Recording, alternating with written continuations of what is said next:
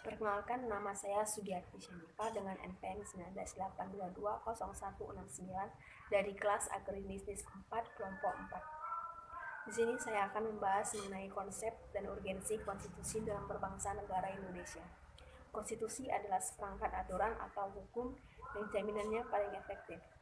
Untuk mengetahui lebih dalam mengenai konstitusi, kita harus mengetahui fungsi dari konstitusi tersebut. Yang pertama, konstitusi berfungsi sebagai landasan konstitusionalisme. Yang kedua, konstitusi berfungsi untuk membatasi kekuasaan pemerintah dengan sedemikian rupa. Yang ketiga, konstitusi berfungsi sebagai A. Membatasi penguasa, B. Memberi suatu rangka dasar hukum, C. Dijadikan landasan penyelenggaraan negara, D. Menjamin hak-hak asasi warga negara. Yang keempat, konstitusi berfungsi sebagai penentu atau pembatas kekuasaan negara. Alasan pentingnya konstitusi dalam berbangsa negara Indonesia yaitu agar kekuasaan yang ada dalam bangsa negara Indonesia tidak disalahgunakan dan hak asasi manusia atau warga negara tidak dilanggar. Konstitusi sangat penting artinya bagi suatu negara karena kedudukannya yang mengatur dan membatasi kekuasaan dalam suatu negara. Perkenalkan, nama saya Amelia Frianti Barus, NPM 1982220182, saya dari kelas A4 Stambul 19. Di sini saya akan membahas bagian B, yaitu perlunya konstitusi dalam kehidupan berbangsa negara Indonesia. Konstitusi itu sangat penting artinya bagi suatu negara karena kedudukannya dalam mengatur dan membatasi kekuasaan dalam suatu negara. Dalam bahasa Indonesia sendiri, konstitusi itu diartikan sebagai hukum atau undang-undang dasar. Istilah itu menggambarkan keseluruhan sistem ketatanegaraan suatu negara. Dan konstitusi itu memiliki peranan penting dalam kehidupan berbangsa dan bernegara. Jika dalam sebuah negara tidak adanya ataupun tidak dijalankannya konstitusi, maka akan dikhawatirkan terjadinya tindakan yang sewenang-wenang dalam sebuah pemerintahan. Jadi, kita sebagai warga negara Indonesia harus menyadari dengan sepenuhnya tentang tugas dan kewajiban tentang berkehidupan dalam bernegara sesuai dengan Undang-Undang Dasar Negara Republik Indonesia tahun 1945. Kenalkan, nama saya Johannes Melpita Bermunte, NPM 198220192. Saya akan menjelaskan materi mengenali sumber historis, sosiologis, politis tentang konstitusi kehidupan berbangsa negara Indonesia.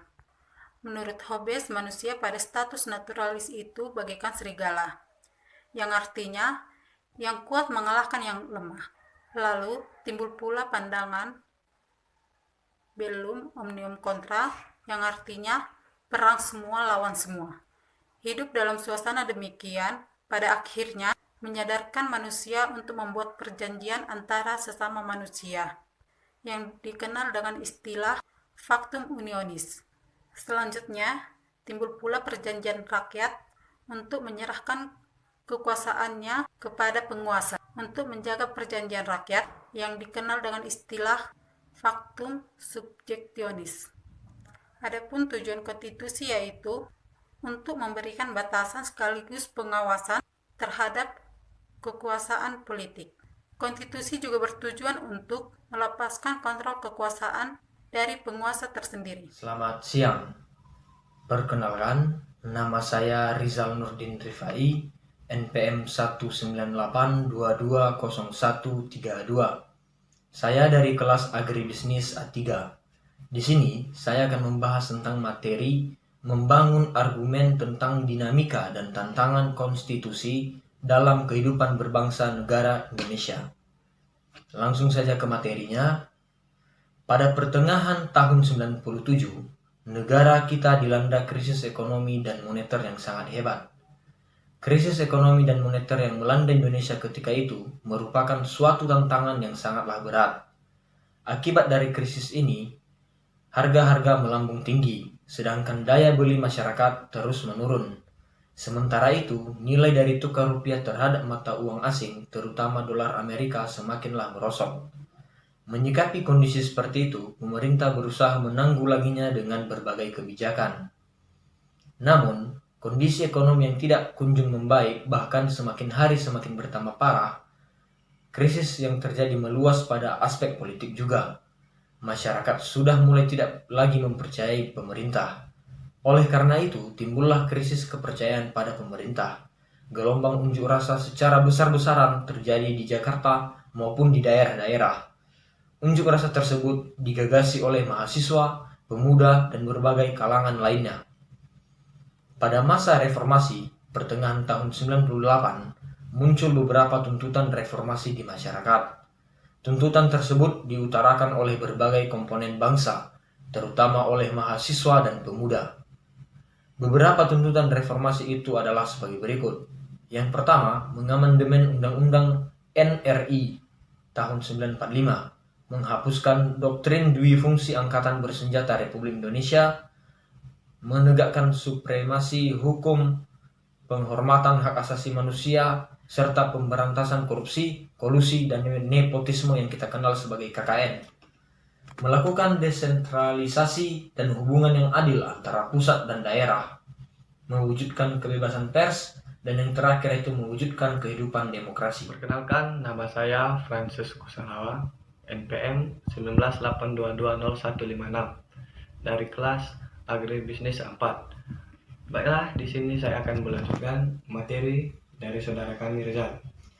Penyelenggaraan negara yang demikian itulah yang menyebabkan timbulnya kemerosotan kehidupan nasional. Terjadinya krisis dalam berbagai bidang kehidupan merupakan salah satu bukti tentang hal tersebut. Tuntutan perubahan Undang-Undang Dasar NRI 1945 adalah suatu solusi yang sangat besar. Dikatakan solusi yang sangat besar sebab pada era sebelumnya tidak dikehendaki adanya perubahan tersebut. Sikap politik pemerintah yang diperkuat oleh MPR berkehendak untuk tidak mengubah Undang-Undang Dasar NRI 1945. Seandainya muncul juga kehendak untuk mengubah Undang-Undang Dasar 1945, terlebih dahulu harus dilakukan secara referendum atau meminta pendapat rakyat. Karena persyaratannya yang sangat ketat itulah, maka kecil kemungkinan untuk berhasil melakukan perubahan Undang-Undang Dasar NRI 1945. Perubahan Undang-Undang Dasar NRI 1945 yang dilakukan oleh MPR selain merupakan perwujudan dari tuntutan reformasi, sebenarnya sejalan dengan pemikiran pendiri bangsa Indonesia.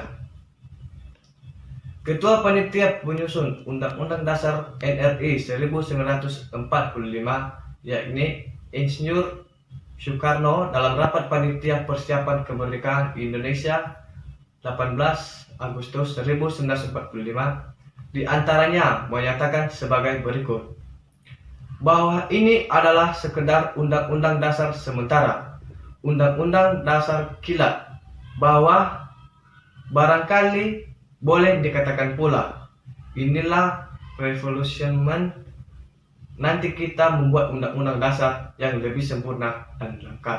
Sekian dan terima kasih. Selamat siang, perkenalkan nama saya M. Taufik Hidayat Nasution, NPM 198220107 dari kelompok 4. Dan saya akan membahas tentang konsep dan urgensi konstitusi dalam kehidupan berbangsa negara. Pertama adalah pengertian konstitusi. Konstitusi adalah seperangkat aturan atau hukum yang berisi ketentuan tentang bagaimana pemerintah diatur dan dijalankan. Oleh karena aturan atau hukum yang terdapat dalam konstitusi itu mengatur hal-hal yang amat mendasar dari suatu negara, maka konstitusi dikatakan pula sebagai hukum dasar yang dijadikan pegangan dalam penyelenggaraan suatu negara. Konstitusi merupakan jaminan yang paling efektif dalam menjaga agar kekuasaan yang ada dalam negara tidak disalahgunakan dan HAM atau hak asasi manusia tidak dilanggar. Konstitusi sangat penting artinya bagi suatu negara karena kedudukannya dalam mengatur dan membatasi kekuasaan dalam suatu negara. Dalam bahasa Indonesia, konstitusi diartikan sebagai hukum dasar atau undang-undang dasar. Istilah itu menggambarkan keseluruhan sistem ketatanegaraan suatu negara.